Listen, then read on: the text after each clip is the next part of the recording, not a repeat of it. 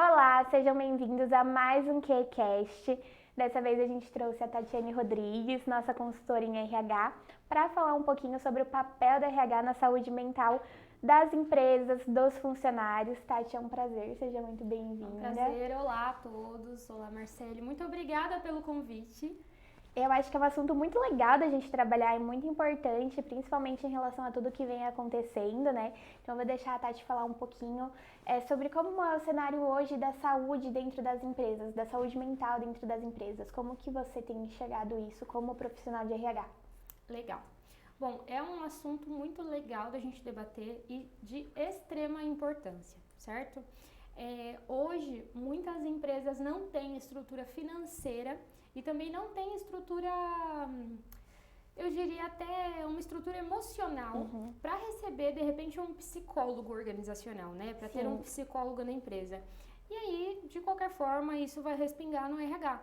Então é muito importante a gente entender qual que é o nosso papel dentro do meio organizacional, se tratando das emoções, né, desse lado emocional da equipe, porque de qualquer forma isso vai respingar no RH. Isso vai impactar em produtividade, isso vai impactar no clima, isso pode gerar pedido de demissão, isso, né, vai impactar nos índices de absenteísmo, de turnover. Então, sim, é um assunto que a gente precisa abordar, porque hoje as empresas podem estar enxergando muitos problemas nesses quesitos e de repente nem param para observar que isso pode ser melhorado através de algumas ações que trabalhem a inteligência emocional, né? E realmente essa gestão das emoções, né? Porque engloba a resiliência, mas engloba também o ouvir, né? Não só cobrar da outra parte essa inteligência emocional, mas também trabalhar, também entender, né? Ouvir essa outra pessoa, ter essa escuta ativa para trabalhar essa equipe e ter uma equipe motivada ali, que esteja empenhada, porque muitas vezes essa pessoa até quer entregar o resultado. E muitas vezes o problema não é só na empresa. Às vezes essa pessoa já está com uma questão pessoal, né? E ok, eu estou aqui, eu quero entregar o resultado, estou me empenhando para isso, mas eu não consigo. Muitas vezes essa pessoa ela vai pedir ajuda da empresa, mas em alguns momentos não. Em alguns momentos até mesmo essa pessoa pode não perceber que esse é o motivo, que precisa. E aí parte da empresa, né, essa questão de tentar ajudar. Isso vai respingar no RH, e aí é importante que o RH, até a gente sempre fala do RH estratégico, que pensa aí de forma preventiva e não corretiva.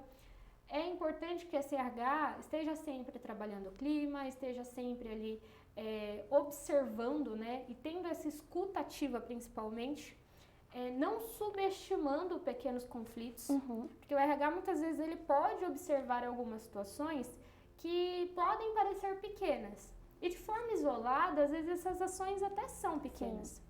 Essas situações até são pequenas. Mas quando junta tudo se torna algo muito maior, né? Vira uma bola de neve e aí para você corrigir aquele probleminha pequeno já não cabe mais um band-aid. Você vai ter que fazer uma cirurgia, né? Então é importante que o RH, observando algumas situações que podem se tornar potenciais problemas, tendo a oportunidade de já ali colocar o band-aid, colocar o band-aid e não esperar a cirurgia, certo? E Tati, você acha que hoje essa questão de saúde mental, eu acho que ela vem aumentado bastante. Só que conforme o assunto vai crescendo, é normal que muitas pessoas sejam contra, enxerguem de uma outra forma. Você ainda acha que mesmo hoje, depois da pandemia, essa questão de saúde mental esteja muito em alta, as empresas ainda têm um estigma muito grande sobre isso, ainda enxergam sobre como o famoso mimimi? Ah, mas é frescura, ah, mas é isso. Isso ainda é muito presente? Completamente. Completamente. As empresas enxergam isso como mimimi, como a frescura, aquele famoso, o pessoal até usa assim, isso aí foi falta de apanhar na infância, nossa, na minha época... Era diferente, Na minha época era diferente, isso não acontecia. Então, existe sim esse tipo de situação, esse tipo de fala, esse tipo de pensamento hoje nas empresas que é totalmente errado. Trazendo alguns dados. O Brasil, ele é o país mais ansioso do mundo. Do mundo. Ele é o país mais ansioso do mundo. Durante a pandemia, a gente teve um aumento de 25% da população ansiosa no mundo todo. Então, pensa que o Brasil, ele já tinha esse índice, a gente já estava ganhando ali no No quesito ansiedade. No quesito ansiedade, né? No que não é bom, a gente tava ali, ó, no top. Lá em cima. Lá no primeiro, não é nem no pódio, assim, no segundo, topo do terceiro. topo, digamos. Era no topo do topo. Então, a gente já tinha não vou dizer esse nome, né? Esse poder aí do maior país ansioso do mundo. Mas a gente teve ainda esse agravante da pandemia, então o que era ruim piorou. Nós somos o 7º país mais depressivo do mundo, certo? Então a maioria desses casos de ansiedade, ele também desencadeiam aí depressão, enfim, fora as depressões patológicas, enfim, que já sempre acontecem, existiram, que sempre existiram. E nós temos também outro pódio, ali a gente sempre está no pódio nesse sentido, né? Outro pódio ali, nós somos o 2º país com maior casos de burnout. Então, a gente só perde para o Japão.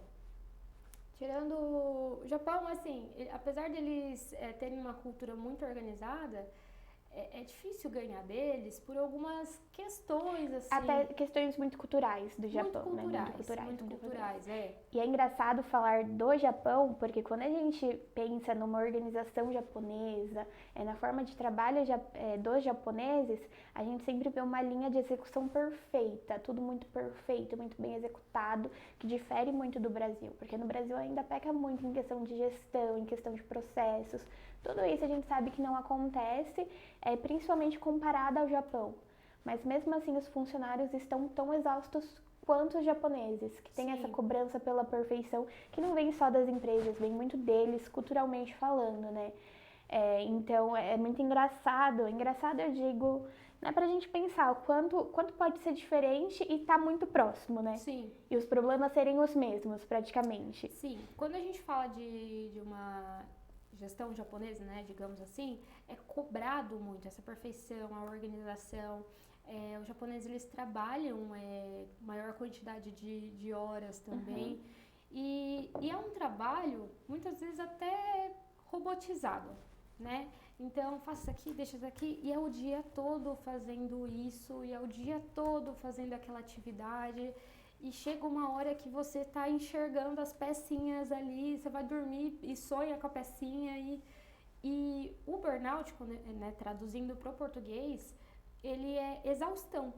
Uhum. E aí chega uma hora que realmente o seu corpo, não só o corpo, quando a gente fala dessa exposição física, né, desse trabalho operacional que exige muito esse esforço físico, se você descansa, ok, você dormiu, descansou, enfim, no outro dia o seu corpo ele ainda tá ok. Quando a gente fala de exaustão mental, é completamente diferente. É completamente diferente. O impacto é totalmente diferente. Porque você pode dormir e a sua mente não parar de pensar naquilo. Sim, e isso é um reflexo muito grande da ansiedade, né? Sim. É de você trabalhar a sua cabeça o dia inteiro, mas não trabalhar o seu corpo na mesma medida. Exato. Né? Daí você tem uma noite de sono ruim, conturbada, que vai refletir no seu dia a dia. E tudo vai virando uma bolinha de neve, igual a gente falou no começo, né? Exato. Então, assim, quando a gente fala dessa exaustão mental, né, emocional, é muito diferente, o impacto é completamente diferente, porque não é só eu falar, eu vou tirar um cochilo, porque eu posso sonhar com aquilo, se a minha mente não parar. É aquilo, você dorme pra esquecer do problema e sonha com o problema. Exato. Ou mesmo que você não lembre que você sonhou, o seu inconsciente, ele pode estar trabalhando muito naquilo. E aí isso pode te dar gatilhos. Então, aconteceu uma situação que foi muito marcante, que foi muito impactante ali na empresa, vamos supor. E eu posso até sair daquela empresa e ir para outra, mas se eu sentir qualquer situação que seja muito similar com aquela que aconteceu, já me dá um gatilho e aí já me desperta uma ansiedade de uma coisa que não aconteceu ainda, mas que eu sinto esse receio de que pode acontecer, né? Então, realmente, isso pode gerar bloqueio e a ansiedade, ela age de diferentes formas nas pessoas, corpo, né? E aqui, não sou formada em psicologia, eu tenho pós em psicologia organizacional, mas não vou entrar em méritos de falar com termos específicos, nem nada disso. Isso eu vou deixar para os psicólogos, não quero tirar o mérito deles. Mas eu estou falando aqui realmente como um RH, representando a realidade de muitas empresas. Como eu falei no início, a maioria das empresas hoje não tem uma estrutura financeira para trazer um psicólogo organizacional, e as de médias, grande de porte, que até teria essa estrutura financeira, hoje não tem uma maturidade para entender a importância, para entender a importância, como nós falamos. Não, isso é frescura, porque não, é um gasto desnecessário. Não, porque se eu usar o dinheiro que eu vou investir nisso, eu posso comprar um chocolate para cada um da minha equipe e eles vão ficar mais felizes. Não. Então, esse tipo de situação acontece nas empresas. As empresas não têm maturidade, não têm essa inteligência emocional de identificar o que isso causa, né? E o prejuízo que a falta dessa gestão emocional pode trazer na empresa, e acabam realmente não aceitando esse tipo de coisa. E a gente falou muito em relação da forma que as empresas veem. As empresas, elas ainda têm relutam bastante em entender essa importância. Você acha que os funcionários também têm esses mesmos estigmas, ou eles estão mais abertos a buscar ajuda, tanto dentro quanto fora? Porque hoje no Brasil, você buscar uma ajuda psicológica, ela é muito tem um valor muito alto, né? Você conseguir um bom profissional, um profissional que você se identifique, gera um custo que muitas pessoas não conseguem pagar. Você acha que muita gente, dos funcionários, enxergam isso como um problema secundário? Tipo, legal se tiver, mas se não tiver eu não vou investir, não posso, vou buscar outras formas. Isso existe dentro das empresas? Ou você, como RH, vê bastante procura, bastante gente tentando melhorar, tentando falar sobre o que acontece, problemas que elas enxergam? Como que é isso pro RH? Existe, tá? Hoje, talvez, nós temos um número maior de pessoas que enxergam essa necessidade, que buscam esses profissionais. A gente teve, hoje em dia, os convênios médicos, eles são obrigados, né, a fornecer ali ou a reembolsar, né, nos casos onde a pessoa ela faz a psicoterapia, enfim, faz ali a terapia. Então, os convênios médicos, eles são obrigados hoje. Então, para as pessoas que têm, ok, ficou mais fácil, mas a gente também tem outras formas, outros atendimentos hoje de forma pública, né? E até com um custo mais barato, né? A gente tem alguns cartões que você se filia, paga R$20 por mês, e aí eles te dão desconto nas terapias. Eu conheço uma pessoa que ela é afiliada a um desses cartões, por exemplo. O cartão custa R$20 a mensalidade. E aí, cada sessão de terapia sai R$20 também. Então, ela tem ali, no mês, né, com 4 semanas, ela consegue fazer terapia toda semana, tendo um investimento de R$100 por mês. Então, é uma opção, certo? Algumas pessoas, talvez, não tenham os R$100 para investir. E aí, é por isso que o RH, ele precisa pensar nesse tipo de situação, para não só falar, olha, vai lá e faz.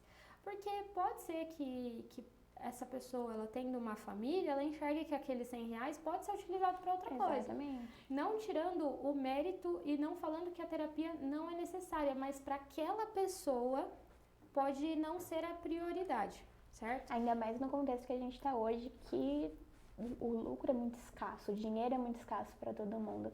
Pessoas realmente absurda.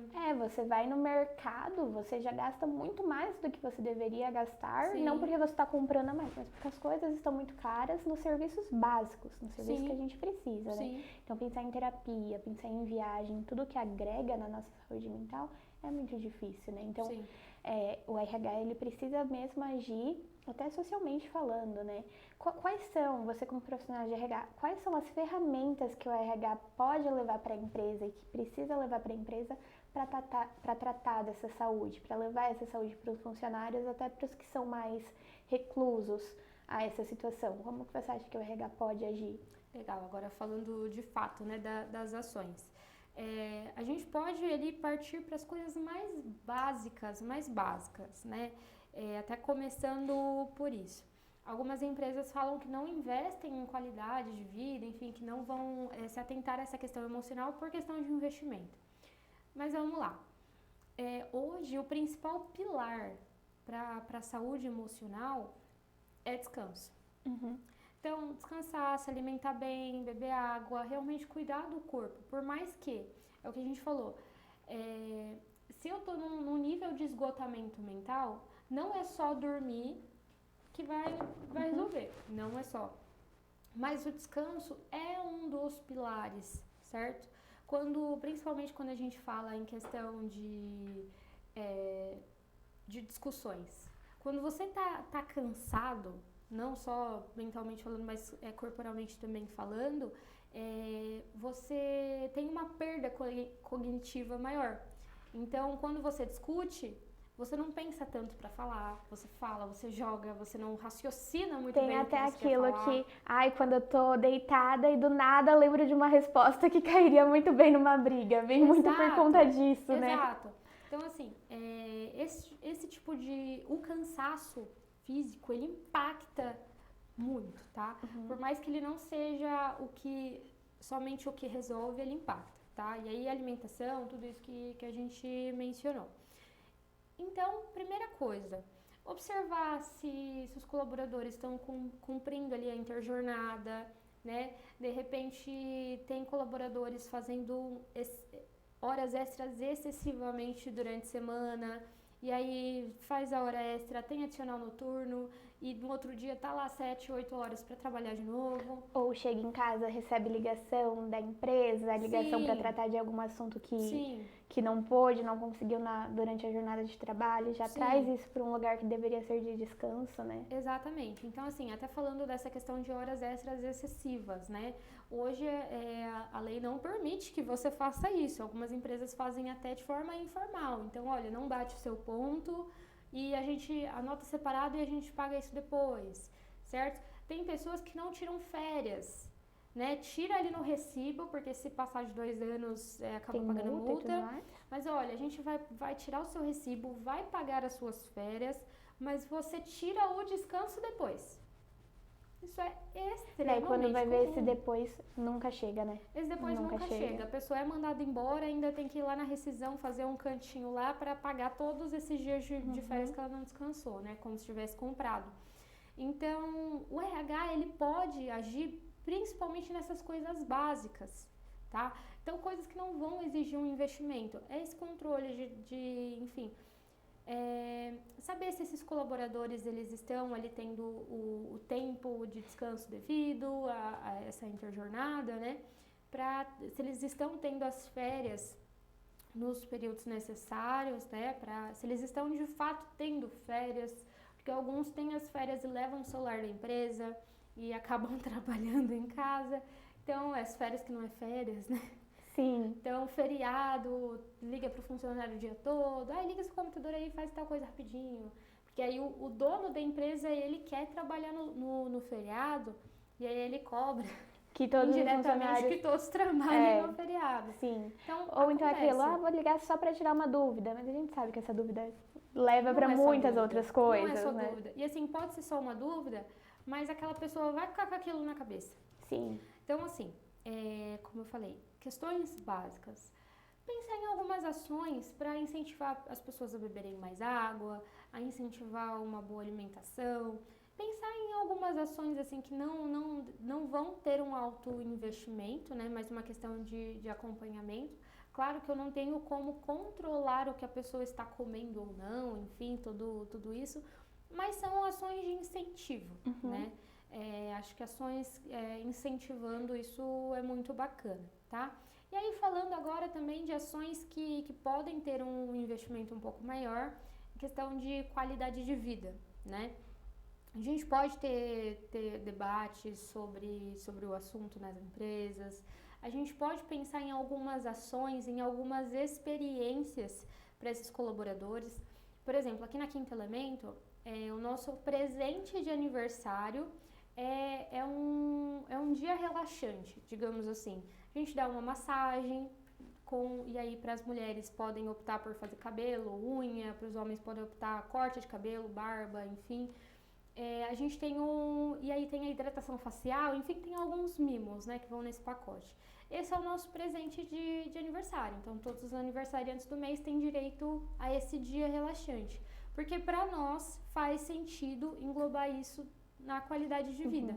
Então, claro, isso tem um investimento um pouco maior, enfim, mas a gente pode pensar em algumas coisas, em alguns debates, enfim, separar ali meia horinha, 1 hora da semana, para fazer esses debates de como foi, como que tá o estresse, né?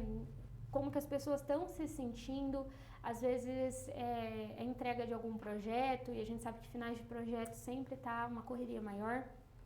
Então, realmente promover essas pausas, promover esses diálogos, não só um monólogo, né? De, por exemplo, trouxe o assunto, falei sobre o assunto. Mas não ouvi ninguém, né? Não ouvi ninguém, não ouviu o que as pessoas falaram, se fez sentido, se não fez. Então, realmente promover esses diálogos, esses debates, para trabalhar isso de forma assertiva também. Monitoramento do clima organizacional também é algo que já é de praxe, já é um padrão ali do RH, mas também tomar as ações em cima disso. Que é o que você falou do band-aid para evitar uma cirurgia, né? Exatamente. Então, assim, poxa, também não é só tapar o problema. Coloquei o band-aid ali e esqueci, né? Não, eu preciso acompanhar, preciso ir ali ver se sarou a ferida. Se não sarou, poxa, eu vou ter que passar mertiolate, vou ter que passar alguma outra coisa, fazer um curativo mais elaborado.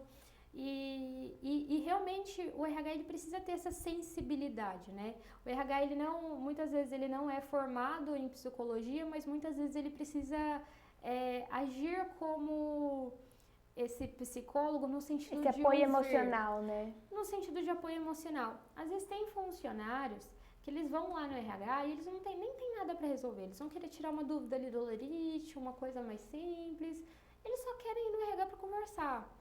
E às vezes, só dele ter uma abertura para conversar, uma pessoa a qual ele se sinta segura para conversar, já diminui muito da carga que ele traz, né? Sim. E por que eu acho que isso é importante não só para o funcionário como um ser humano que merece essa atenção, mas também para as empresas, porque eu já vi muito, acredito que você também já tenha visto, casos de funcionários que começam excelente, com uma postura muito boa, executando tudo de uma forma magnífica, e conforme conforme o passar do tempo, conforme as coisas foram acontecendo, eles vão perdendo isso. Sim. Até o que for mais normal, que ele está extremamente acostumado a executar, começa a apresentar falhas.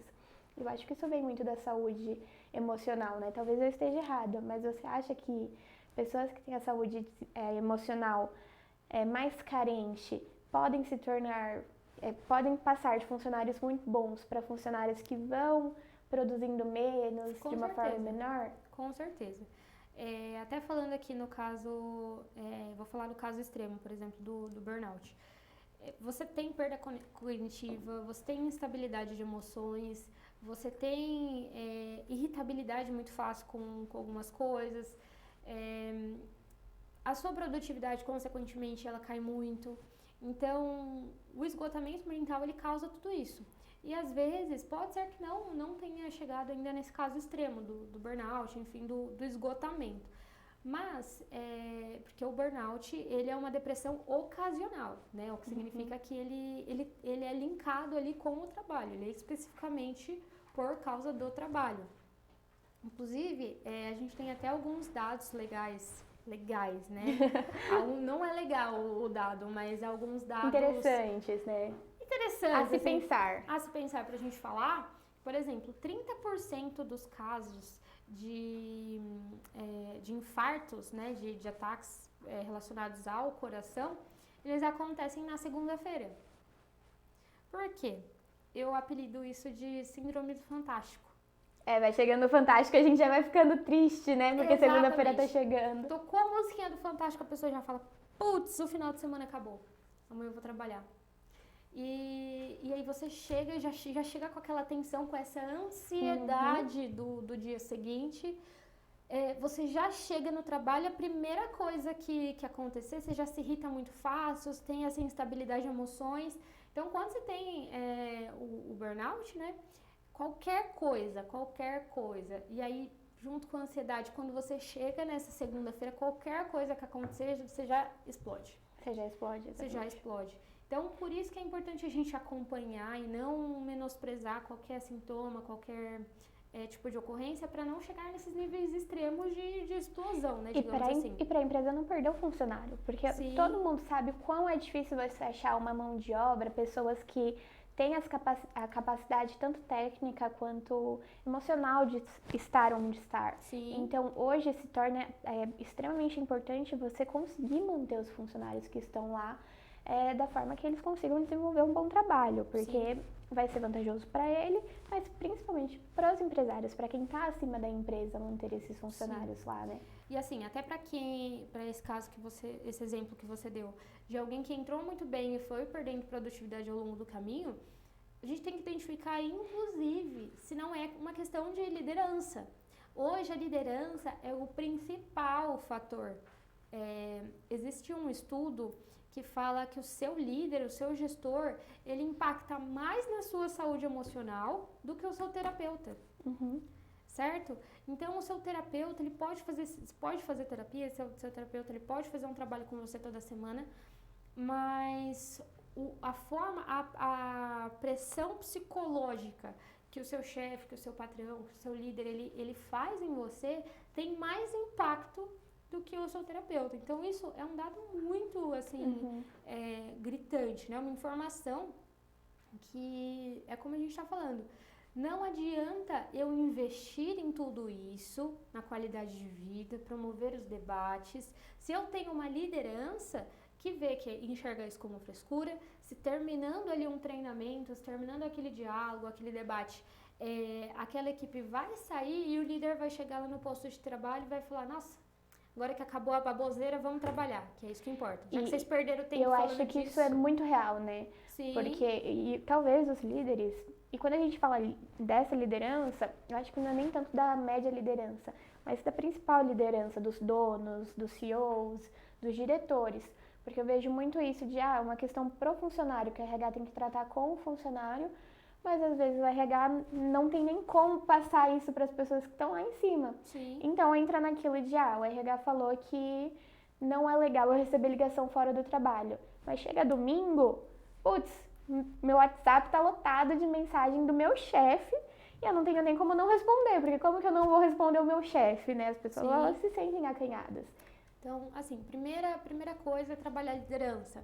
Não adianta eu estar fazendo ali vários projetos, várias ações, enfim, incentivando, né, algumas coisas, sendo que a minha própria liderança está jogando contra. Uhum. Então, eu preciso fazer esse trabalho com a liderança em questão de conscientização. Elas precisam enxergar a importância, precisam enxergar, aquilo precisa fazer sentido para elas, para que eu consiga, consequentemente, desenvolver na equipe e que esses líderes me ajudem a disseminar isso na equipe. É igual cultura organizacional. Quando a gente fala de cultura, inclusive a cultura influencia muito nessa questão também da inteligência emocional da equipe, mas é como a gente fala de cultura. Não adianta eu estabelecer ali uma cultura, enfim, desenhar ali um cenário e a minha liderança está fabricando outro cenário. Isso está jogando contra o que a gente estabeleceu, o que a gente desenhou ali. Então, primeira coisa, trabalhar a liderança, tá? Tanto nesse sentido de entender necessidade, quanto no sentido de apoiar essa escuta ativa, de dar ferramentas para isso, porque a partir do momento também que eu cobro algo, né, da minha liderança, eu preciso também dar suporte para essas pessoas trabalharem. Alguns outros dados aqui interessantes para a gente falar. Durante a pandemia, a gente teve um aumento de burnout aí, principalmente por parte dos médicos, dos enfermeiros e de toda essa equipe da saúde, porque foi insano, né, o trabalho que eles fizeram e, enfim. E aí faltava ferramenta, faltava antisséptico, faltava de tudo, gente. Faltava leito, faltava hospital, né? Faltava médico, faltava de tudo. Fora o medo dos médicos serem contagiados, contagiarem a família, daí, rotina exaustiva, não podia voltar para casa, porque, né? Sim, tudo que aconteceu. Da contaminação, então, assim, tinha tudo isso, certo? O pessoal postava foto com marca que carne viva aqui, da marca da máscara, enfim. Então, foi uma loucura.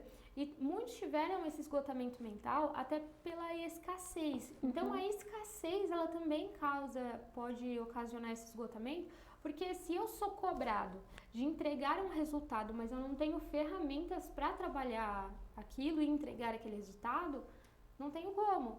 Não adianta eu ter ali um chefe, um patrão me cobrando de carpinar um terreno em meia hora com uma tesourinha. Não dá, eu não consigo. Não em meia hora. Então, enfim, é realmente essa questão de fornecer as ferramentas para você cobrar um resultado de acordo. Se realmente eu não tenho outra coisa, eu só tenho uma tesoura ali para enfim, carpinar aquele terreno ali, para cortar todo aquele mato, ok, mas eu tenho que estar ciente de que eu não posso cobrar aquilo daqui a meia hora.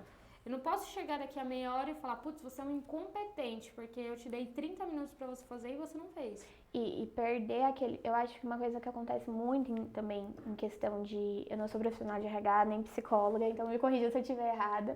Mas eu vejo que o que acontece muito também é questão de jogar tudo isso pro funcionário. Sim. Você não fez tal coisa, não entregou tal resultado, mas depende só de você. Você tem que fazer acontecer, você tem que ser capaz, você tem que se desenvolver.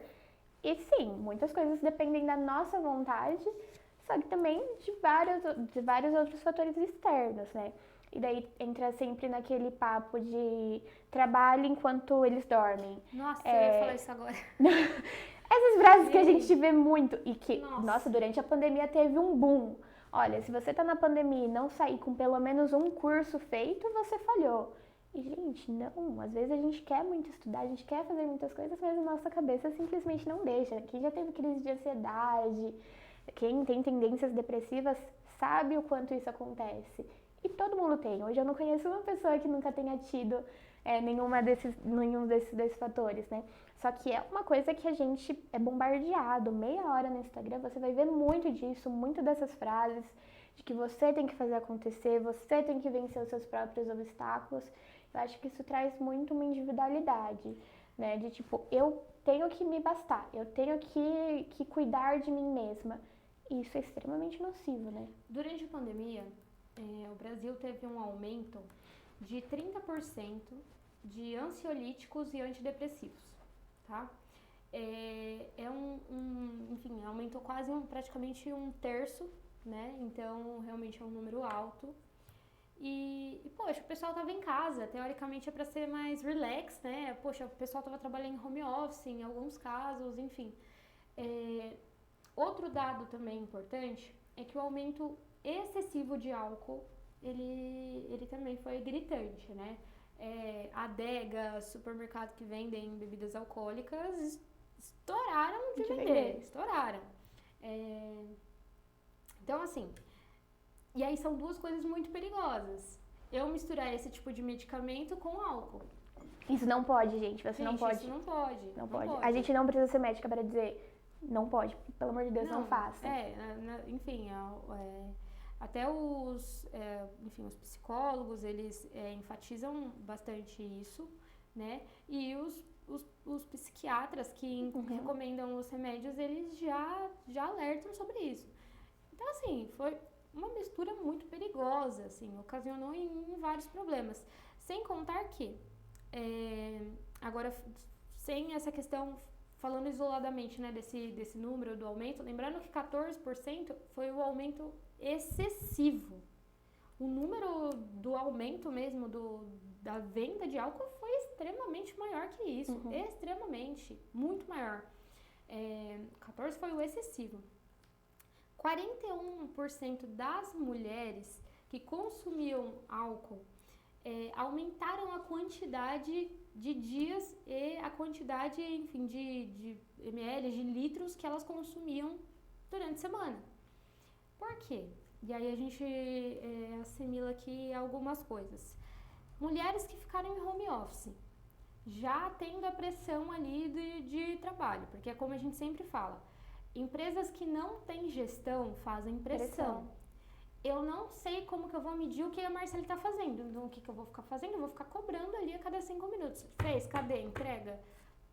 Não. E daí a Marcele fica, Não, eu tenho que mostrar que o meu trabalho está sendo feito. Exato. Eu tenho que fazer mais do que o normal para verem que está sendo feito, né? Se eu tenho uma gestão, por exemplo, por metas, e eu sei quanto tempo ela vai levar para fazer cada etapa, eu vou conferir por etapa. Marcele, você conseguiu concluir essa etapa? Consegui. Ok, então isso me garante que o projeto vai seguir ali no cronograma e que eu vou alcançar ali no prazo. Se eu não tenho, eu falo, Marcele, o que você fez até agora? Me mostra. Não, poxa, mas isso aqui é pouco. Mas com base em que isso é pouco, né? Na meta inteira. Então, enfim, mulheres que estavam em home office e já tinham essa pressão comum no trabalho, se elas estão em casa, automaticamente, se elas têm parceiro, parceira, eles vão cobrar uma maior dedicação ali pra casa, porque a impressão que dá é, tá em casa, tá tranquila, tá tranquila. Tá tranquila, tem que lavar louça, tem que fazer tudo, tem que fazer almoço, enfim. Mães, né? Mães sofreram na pandemia. Sofreram foi um absurdo. muito. Não conseguiam mandar pra escola, não conseguiam mandar pra creche. Tinham até medo, às vezes tinha alguém que podia ficar com a criança, mas, poxa, a gente criou muito esse medo, né, de sair enquanto tudo era, inclusive, novidade, antes de sair as vacinas, enfim. Poxa, a minha mãe pode ficar, mas e o medo de levar minha filha até a minha mãe e, enfim, nesse trajeto acontecer alguma coisa? As pessoas estavam com medo de pedir refeições em casa, você lembra? Sim. Às vezes, por exemplo, eu moro sozinha. E na época, eu pedia as coisas no mercado, eu já chegava com o sprayzinho de álcool limpando tudo. Coisa que a gente nunca fez, gente. Eu sempre fui no mercado, peguei e coloquei direto no armário. E aí, assim, durante a pandemia, virou uma loucura. A cobrança, a nossa cobrança conosco e a cobrança externa foi extremamente grande. Para as mães que tinham, enfim, esposos, enfim, em casa, foi uma loucura. E aí o consumo de álcool aumentou. Aumentou muito, né? Aumentou extremamente. Então foi muito grande. Então, todo mundo sofreu, né, com essa pandemia que teve, mas alguns dados, né, a gente analisa e vê que realmente para algumas pessoas pesou muito, né? Um dado, por exemplo, que não é de pandemia, isso é um estudo que foi feito 4 anos atrás, pela Ana Beatriz, que é doutora psiquiatra. Eu amo ela. Gente, vejam o conteúdo dessa mulher. Ela é incrível, ela é incrível, incrível, incrível. Ela levantou alguns dados 4 anos atrás, mas é uma coisa que me deixa de boca aberta até hoje. De 40% a 45%, não lembro o número exato, mas foi entre isso, 40% a 45% dos professores no Rio de Janeiro, eles foram afastados, eles são afastados de suas atividades por conta realmente de esgotamento emocional, conflito com alunos, falta de recursos. Então, por exemplo, o governo não mandou as apostilas, o governo não mandou o material, e aí eu sofro com a escassez disso, eu sofro com a escassez de apoio, gente. Às vezes, quando a gente fala de escassez, não é só coisas materiais, mas também a escassez de apoio. Olha, tive um conflito com o meu aluno na sala de aula, e eu levo isso para a diretoria e ela me fala, é normal, se acostuma. É coisa de adolescente. É coisa de adolescente, gente. Isso é uma escassez também de apoio. E assim, eu não preciso investir R$1 a mais por isso. É o que a gente falou, é a questão da escuta ativa, é a questão de realmente tomar ações para isso e não minimizar, né? E não desconsiderar qualquer problema, certo? Então, existem várias assim, coisas que a gente tem que fazer, que a gente pode fazer sem... um alto investimento, sem um alto investimento, gente. É para ali o que aconteceu e de repente entender. Pode ser que aquilo te demande tempo e ok, realmente tempo é dinheiro, né? Enfim, mas a gente está falando aqui sem altos investimentos. Eu tenho certeza que você separar meia hora para resolver um conflito vai te evitar, de repente, 1 semana de dor de cabeça daqui a alguns dias. Vai te evitar perder um mega funcionário que vai agregar muito na sua equipe, que você não vai conseguir achar outro tão cedo igual. né? E eu acho que entra também, que bom que a gente falou sobre os professores, porque eu acho que o papel do RH e das empresas enxergarem isso chega a ser até uma causa social. Semana passada, acho que foi a semana passada ou semana retrasada, a gente teve mais um caso de um ataque a uma creche, né, que é assim, extremamente triste. E puxando o gatilho, a gente até falou um pouquinho nas nossas redes sociais sobre o papel da Quinto Elemento, que traz muito disso, dessa visão de ter um ambiente saudável, um ambiente com processos bem estabelecidos, para que o funcionário ele esteja bem. E não só gere lucro para a empresa, que é extremamente importante, mas que acaba se tornando uma causa social. Eu, como mãe, quando eu tinha uma rotina de trabalho extremamente exaustiva, eu chegava em casa, minha filha ela tem 6 anos, ela fez 6 anos, e ela era uma criança de 4 a 5 anos, que demanda muito da mãe, que quer falar, quer conversar, quer brincar.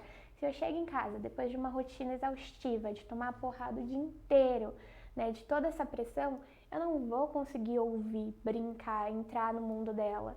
E isso pode gerar um trauma enorme. Eu posso não ver algumas coisas em relação à minha filha que vão se refletir lá na frente em uma postura agressiva, em uma postura que seja até, né, mais grave. E isso no Brasil tem aumentado muito.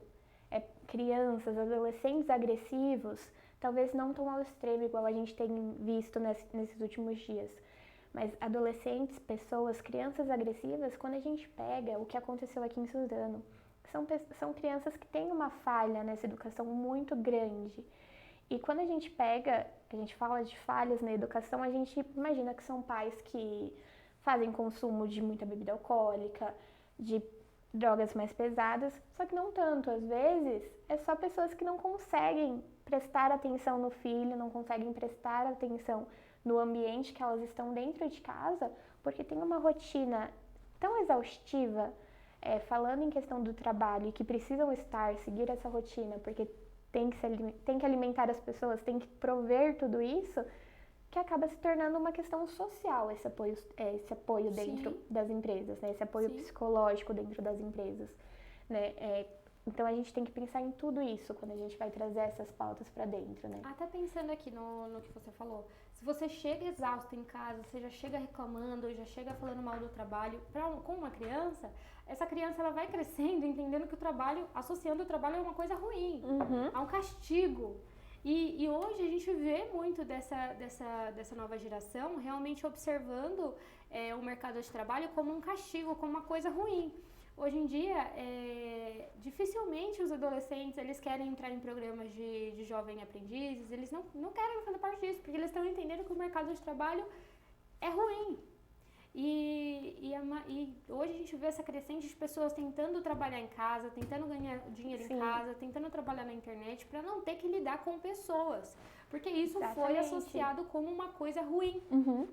A gente tem aí a crescente da tecnologia que acaba auxiliando nisso, né, que potencializa isso, mas a gente sabe que parte dessa geração também não quer trabalhar porque está fragilizada por comentários. Eles não passaram por essas situações, mas eles vivenciam os pais tendo essas situações e associam isso como uma coisa ruim. Sim, exatamente. Igual casamentos, por exemplo. Se uma criança vê pais que brigam o tempo todo, que, enfim, não tem essa boa relação, eles associam casamento a uma coisa ruim. E aí, quando eles crescem, eles falam, não quero casar. E aí, ok, é um longo processo terapêutico para essa pessoa se desenvolver, identificar e curar tudo isso. Mas é isso, assim, o RH ele precisa ter essa visão, essa atenção aos detalhes, essa escuta ativa, preparar principalmente a liderança, para que essa liderança seja uma disseminadora, né, desse incentivo à qualidade de vida e pensar em ações que também fazem sentido para aquela empresa. Não posso também só copiar uma ação que eu vi lá na outra empresa, sendo que não faz sentido, certo? Eu preciso também ter uma preparação da minha equipe para receber tudo isso, como eu falei. Não é só, enfim, eu vou contratar um psicólogo para vir dar uma palestra de 1 hora aqui sobre inteligência emocional e não ter uma preparação da minha equipe para aquilo. Porque se eu só fizer aquela ação isolada, O que vai acontecer é que o pessoal vai ouvir aquela palestra e pode ser que algumas pessoas ainda saiam falando, putz, olha, perdemos 1 hora da nossa vida, ou senão, que bom, a gente ficou 1 hora aqui descansando sem trabalhar. Exatamente. As pessoas dormem durante a palestra. E eu acho que isso é o que acontece na maioria das palestras. Eu acho que é muito importante você ver o conteúdo que você está oferecendo para o seu funcionário. Porque é muito fácil você pôr alguém uma palestra motivacional que o cara vai chegar e falar, trabalhe enquanto eles durmam. Gente, isso é terrível. Tô usando essa frase de novo, mas, gente, pelo amor de Deus, vamos ver, estudar o que você vai passar para o seu funcionário, né? Para que não aconteça isso que a Tati falou, para que ninguém durma e para que ninguém saia. Meu Deus, eu perdi 1 hora, agora eu tenho que pôr tudo, deixar tudo organizado, tudo certo. Meu Deus, que perda de tempo. Isso acaba gerando uma ansiedade, porque a pessoa fala, meu Deus, nessa 1 hora era pra eu estar fazendo tanta coisa do meu trabalho, e aí agora eu vou voltar, e aí tem coisa acumulada. Então, a gente tem que preparar essa equipe e fazer ações muito bem elaboradas, para que isso não tenha um efeito contrário, como a gente está falando aqui. E aí, assim, até falando sobre o que você falou do trabalho enquanto eles dormem, né? Gente, pelo amor de Deus, no LinkedIn, gente, o LinkedIn, ele é uma ferramenta excelente para você trabalhar ali a sua marca, para quem está em busca de trabalho, para você divulgar as vagas.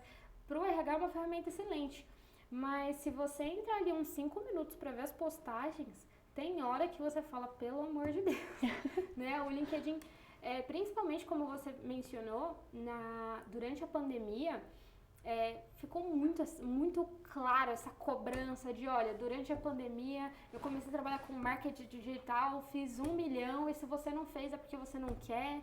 E, gente, não é assim que funciona, A gente parte de um extremo, né, de que, ao contrário da cultura japonesa, enfim, de que eles trabalham muito, de que eles são muito organizados, de que, enfim, tudo isso, o brasileiro, ele é conhecido como um povinho que dá um jeito pra tudo e não curte muito trabalhar ali o esforço. É jeitinho brasileiro, famoso jeitinho brasileiro. Então, assim, não que...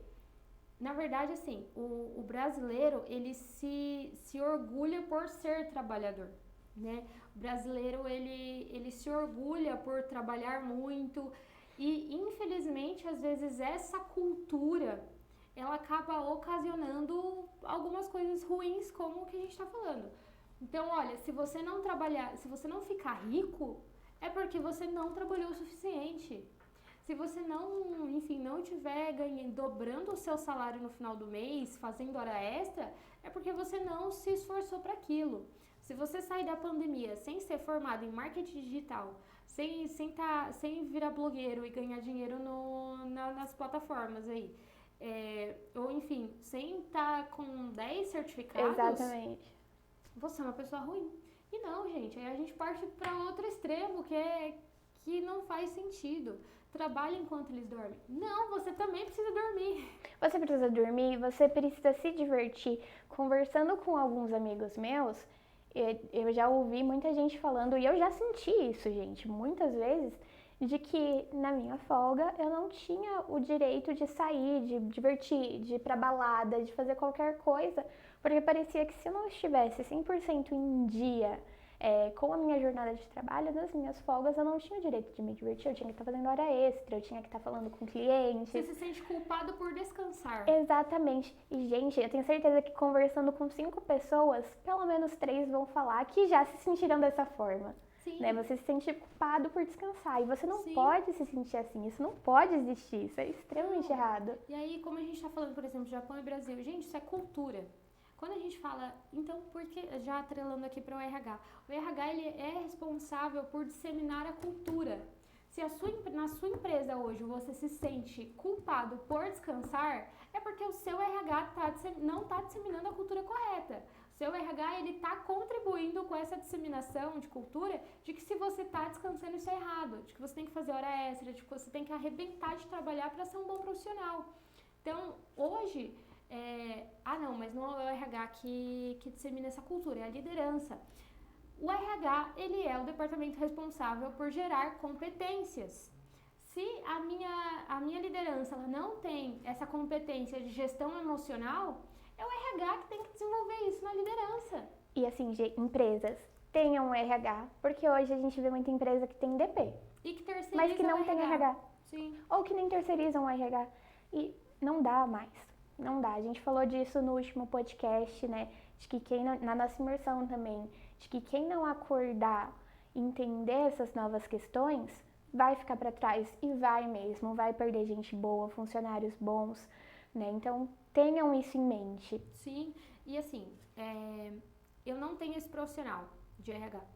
Poxa, mas eu tenho 3 funcionários, é uma empresa muito pequena, eu não tenho dinheiro ali para investir. Ok, mas eu como dono dessa empresa, então alguém precisa fazer o papel do RH. Uhum. Se por enquanto eu ainda não tenho como contratar alguém para executar esse papel, eu preciso executar esse papel. Eu preciso ter alguém gerando as competências, porque se eu não tiver, eu não consigo desempenhar o trabalho da forma que ele precisa. Sim.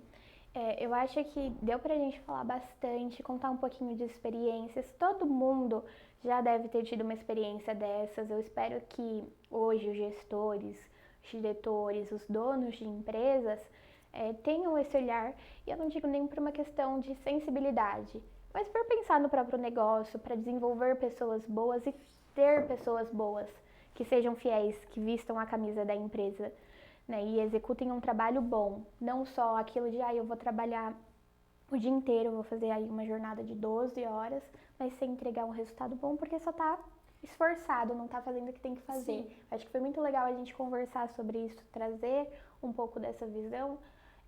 Pegamos uma profissional de RH, uma pessoa que já tem uma bagagem, né, em outros lugares, para trazer isso, para mostrar essa importância, né? Sim. Inclusive, é uma observação, mas isso é assunto para um outro podcast, virou lei agora. Já estava aí em votação há um tempinho, mas agora realmente é lei, foi estabelecido de que as empresas elas são obrigadas a fornecer treinamento de conduta relacionados a assédio moral, assédio sexual, enfim, a essa questão mesmo. Então, agora é obrigatório que as empresas forneçam esse tipo de treinamento e, infelizmente, o que a gente vai ver em muitas empresas é as empresas só fazendo por obrigação. Uhum. O RH, ele precisa realmente disseminar para que isso aconteça, para que isso vire uma cultura, né, como nós estamos bem aqui mencionando várias vezes, repetidamente, para que isso faça parte da cultura e você não realize só por ser um treinamento obrigatório, né? Então, RH, vocês têm agora mais uma tarefinha na lista de vocês, que agora, como é lei, buscar esse treinamento, inclusive aqui na Quinto Elemento nós fazemos, buscar esse treinamento, mas não só o treinamento de forma isolada, buscar ações para que isso realmente faça parte da cultura e que isso faça parte da empresa, para que isso faça parte do DNA da empresa, não só para cumprir a tabela ali, para cumprir a lei. Exatamente. Tati, foi muito legal esse bate-papo, eu gostei bastante, espero que vocês tenham gostado.